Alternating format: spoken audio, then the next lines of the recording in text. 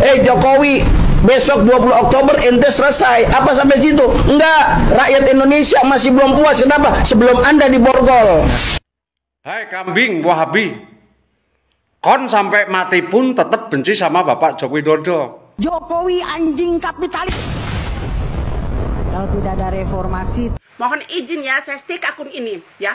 Saya tidak mencampuri urusan ibu ya di UBI secara pribadi. Tapi di sini yang menjadi urusan saya, itu pastikan kita tuan rumah di tanah kita sendiri.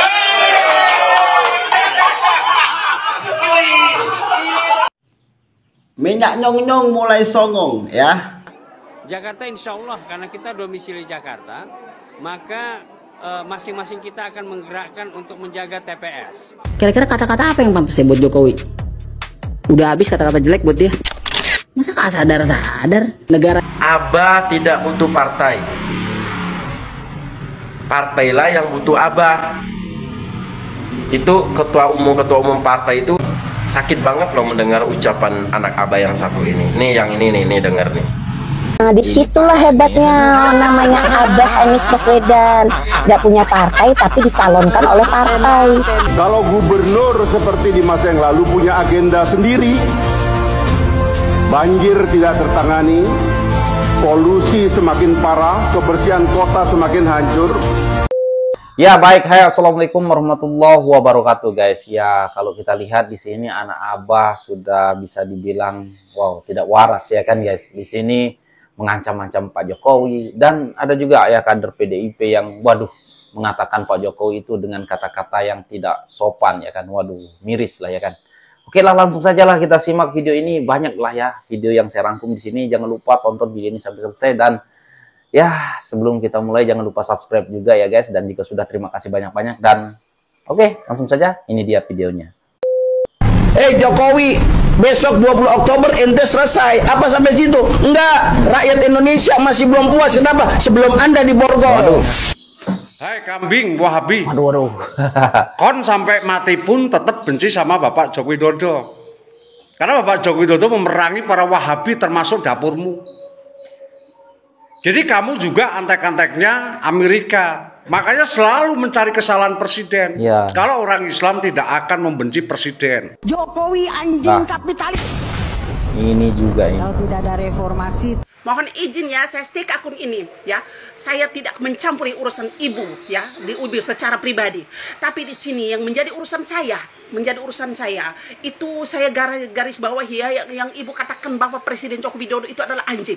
Ibu, tolong hargai. Saya menanggapi pernyataan ibu yang katakan pada Bapak seorang presiden itu adalah anjing. Beliau adalah presiden kita yang harus kita hargai. Jangan katakan anjing kepada Bapak Presiden Joko Widodo. Ya, terus ibu katakan anjing pada Bapak Presiden Joko Widodo. Nah, terus ibu apa? Kalau ibu katakan anjing kepada Bapak Presiden Joko Widodo, hei, yang katakan anjing itu hanya golongan orang-orang sakit hati, ya. Supaya Anda tahu. Apalagi memang lagi sakit hati. Adalah dari partai ya, dari figur yang istilahnya sangat terkenal. Tapi sebenarnya ibu tidak boleh berkata begitu. Anda sopan saya pun segan ya Bu ya. Apalagi yang ibu hina ini adalah Bapak Joko Widodo. Ya, presiden kita. Jokowi anjing kapitalis.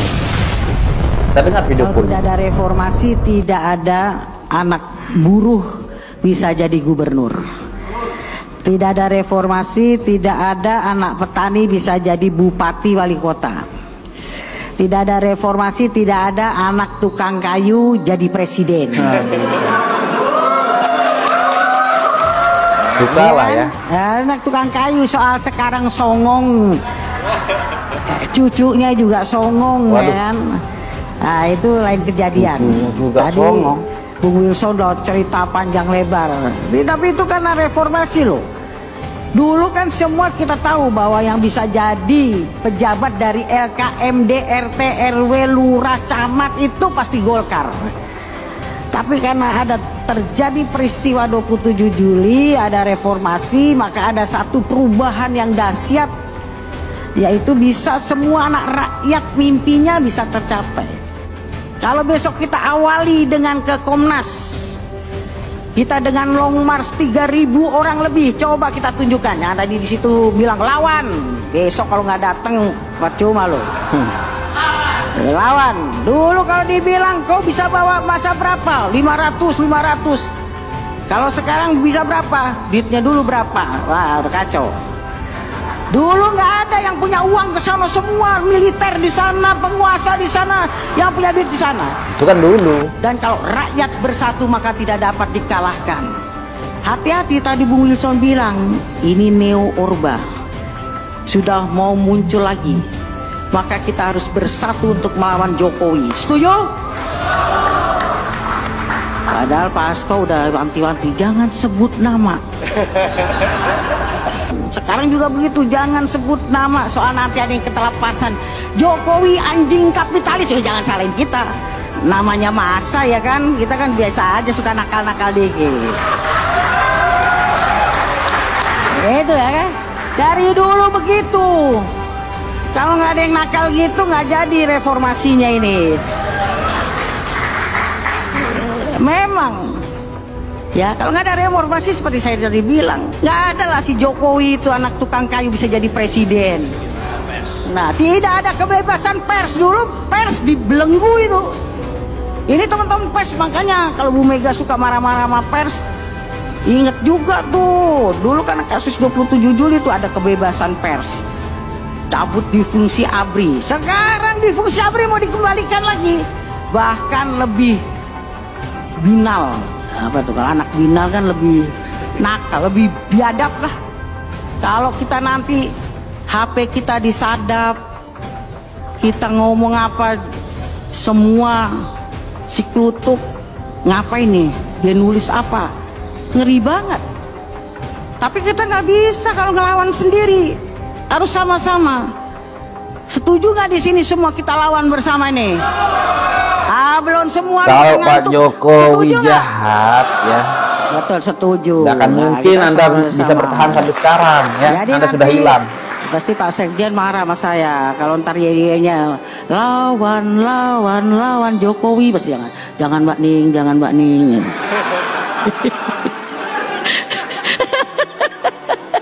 Kayaknya kita udah gregetan banget ya, masih Jokowi kurang ajar emang ada. Masa kita bilang kalau aku nggak apa-apa deh, pers bilang gitu, gue mah udah tanggung dari dulu yang masalah 65, Mbak Ning apalah, komunis apa, udah tanggung, udah bilangnya kata Ripka Ciptaning. Pak Jokowi. Coba kalau Pak Jokowi jahat, Anda tidak bisa ngomong sembarangan kan kayak saya gini bilang, kan? siapa pembisik terakhir Jokowi? Apapun. Bilang sama Jokowi, kan aku bilang itu. Nggak apa-apa, emang Jokowi udah lupa, salah minum obat apa bagaimana ya. Jadi gimana itu, udah lupa. Pemimpin itu yang punya leadership akan ingat siapa yang membesarkan, ya kan. Kalau udah lupa bilang salah minum obat, jangan-jangan Jokowi. Harus ketemu saya dulu nih biar normal lagi. Kita suntik yang lain, Wilson, gimana ya kan. Nah kalau saya gitu aja Boni, nanti Pak Sekjen lah yang panjang lebar. Pesannya dong. Teman-teman di sini. Ke Anies lagi nih. Pastikan kita tuan rumah di tanah kita sendiri. Pengen ngakak aku guys. Minyak nyong-nyong mulai songong ya. Minyak nyong-nyong. Gua kira apa kemarin-kemarin tuh ada pendukung-pendukung Abah yang katanya berterima kasih kepada MK. Saya kan bingung karena selama ini mereka itu tidak suka dengan MK. Bahkan mereka bilang itu mahkamah kakak, mahkamah adik kalau MA ya kan. Tapi dari kemarin mereka tuh berterima kasih kepada MK. Ada apa ya? Ternyata MK mengabulkan gugatan dari Partai Buruh dan juga Partai Gelora yang meminta agar ambang batas pencalonan pilkada itu tidak harus 22 kursi. Meskipun sudah digagalkan lagi. Berikan jalan kepada PDI Perjuangan dan juga Anies Baswedan untuk maju. Tapi kita nggak ribut tuh. Ya pendukung dari Prabowo Gibran kita nggak ribut. Malah kita berbesar hati. Ya beda dengan kalian yang kemarin katanya memberikan jalan kepada Mas Gibran untuk menjadi wakil presiden dari Pak Prabowo. Kalian ribut kemarin, marah-marah, ya kan, mencaci maki. Tapi kita tidak tuh. Ini kan seakan-akan memang sudah memberikan jalan kepada PDI Perjuangan dan Anies untuk maju. Tapi kita tidak berprasangka buruk, ya kan?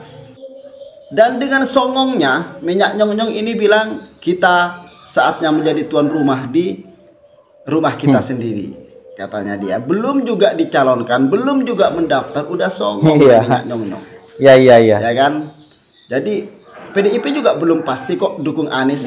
Pak Ganjar juga bilang lebih konsisten kepada kader sendiri daripada orang dari luar seperti Anies Baswedan. Ya percuma lah, seperti PDI Perjuangan katanya sudah ada sekolah kaderisasi, ya kan, ada penggemblengan kader-kader di PDI Perjuangan. Kalau ujung-ujungnya masih ngusung orang dari luar kader, luar dari PDI Perjuangan, kan percuma. Ada yang berjuang di partai PDI Perjuangan, tapi ujung-ujungnya nyalonin Anies Baswedan, kan percuma. Inilah politik, inilah perjalanan politik teman-teman ya. Jadi ini sebagai putusan MK kita harus hormati. Jadi ini sudah memberikan jalan kepada PDI Perjuangan.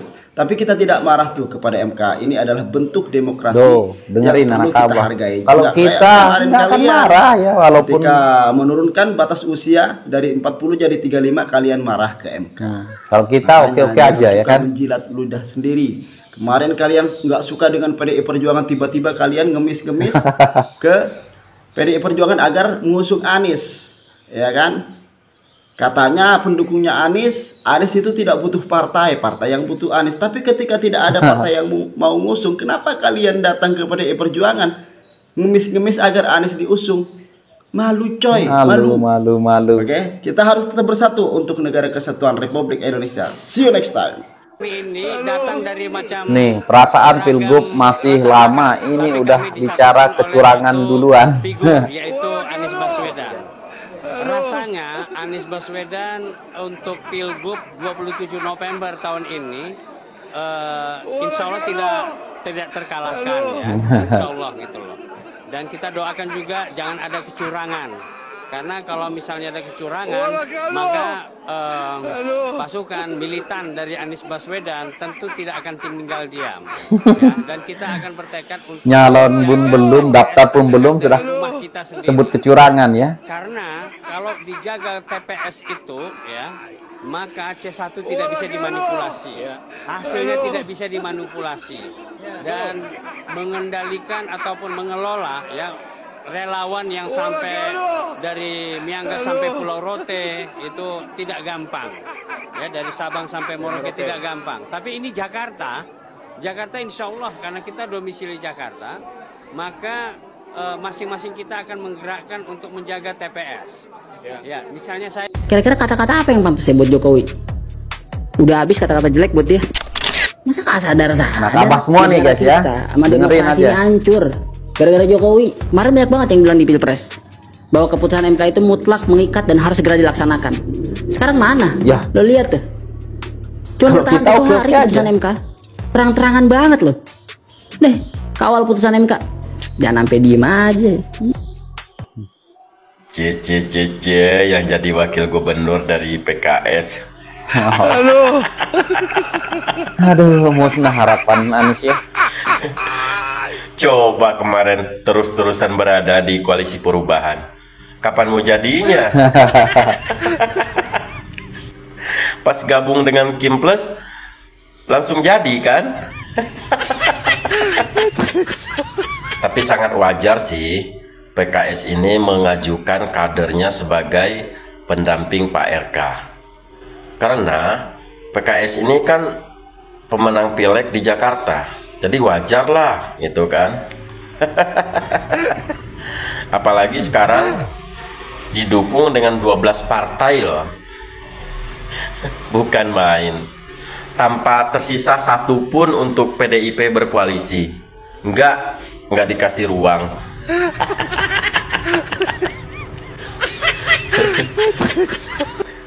Yang saya kasihan itu anak abah, sangat. Dia tuh ekspektasi dia tuh udah tinggi banget gitu, ya kan? Ujung-ujungnya. Jadi misalkan PKB tadi yang tinggal, jadi bisa tuh PDIP dengan PKB berkoalisi. Nah, bisa tuh ngajukan si abah, wakilnya nggak tahu siapa, apakah itu dari kader PKB atau mungkin dari kader PDIP gitu kan. Tapi ini enggak, sama sekali enggak disisain. PDIP ditinggal sendiri. Astagfirullah. Itulah akibatnya ya kan, rendahin Jokowi, maki-maki Jokowi. Jadi untuk anak-anak abah mohon bersabar aja ya. Ya, begitulah politik. Namanya juga politik, saya bilang. Jadi ini permainan politik ini. Iya. Nggak usah dianggap serius. Politik itu emang begitu. Kalau nggak mau menerima konsekuensi dari politik, ya jangan berpolitik, gitu aja. Santai aja ya. Lagian anak-anak Abah sih kayaknya nggak serius banget gitu ngedukung Abah. Kenapa saya bilang begitu? Kalau kalian serius mendukung Abah, kenapa Abah bisa kalah di Jakarta waktu Pilpres kemarin? Itu tandanya kalian nggak serius mendukung Abah, gitu. Kalian mendukung Abah itu hanya di dunia maya, bukan di dunia nyata. Buktinya di dunia nyata, Abahnya keok di Jakarta. Itu. Makanya jangan gembor-gembor di media aja, buktiin di dunia nyata kayak kita gitu loh. Iya. Kalau anak-anak kan Abah anak jenderal karena diguyur bansos, kalau emang kalian tulus mendukung Abah, ambil bansosnya, terus coblos Abah. Ini kan enggak, buktinya Abah kalah di Jakarta. Jadi sebenarnya ini itu bukan salah Abah semata, bukan. Salah kalian sebagai pendukung Abah.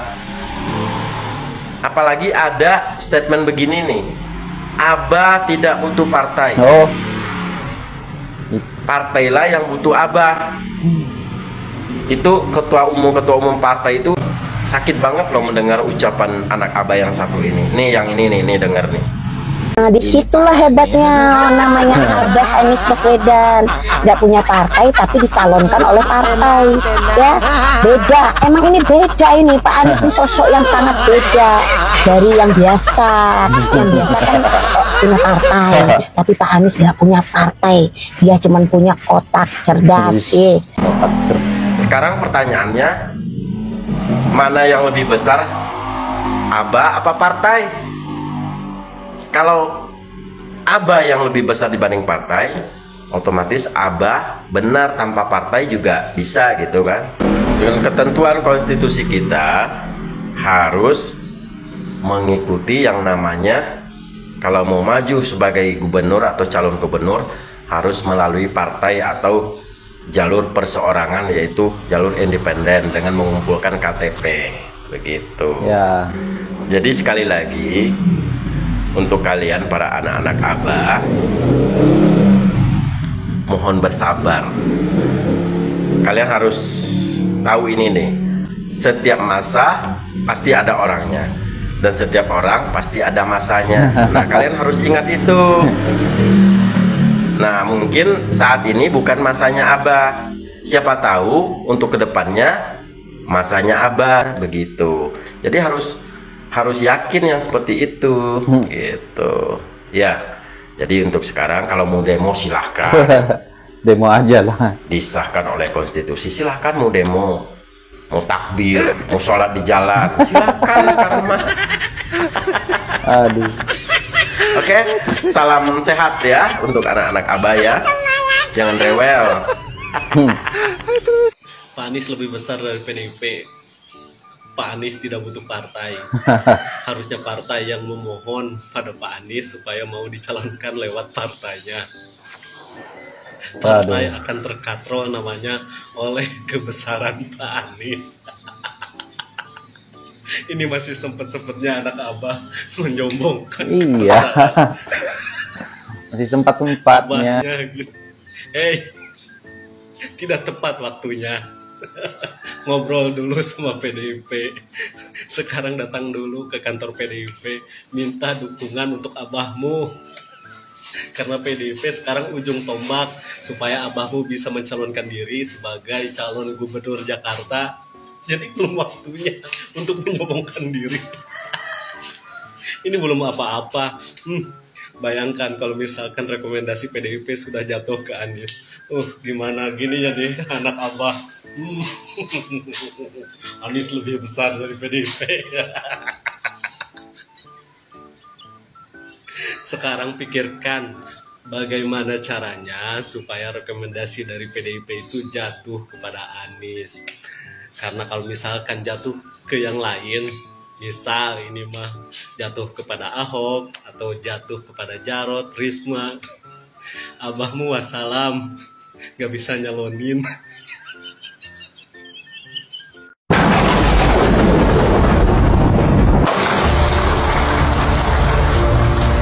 Jadi jangan tergoda. Gubernur menurut undang-undang kita dan menurut sistem pemerintahan kita adalah kepanjangan tangan dari Presiden Republik Indonesia, dari pemerintah pusat.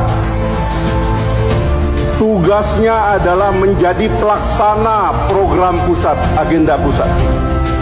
Kalau gubernur seperti di masa yang lalu punya agenda sendiri, banjir tidak tertangani, polusi semakin parah, kebersihan kota semakin hancur,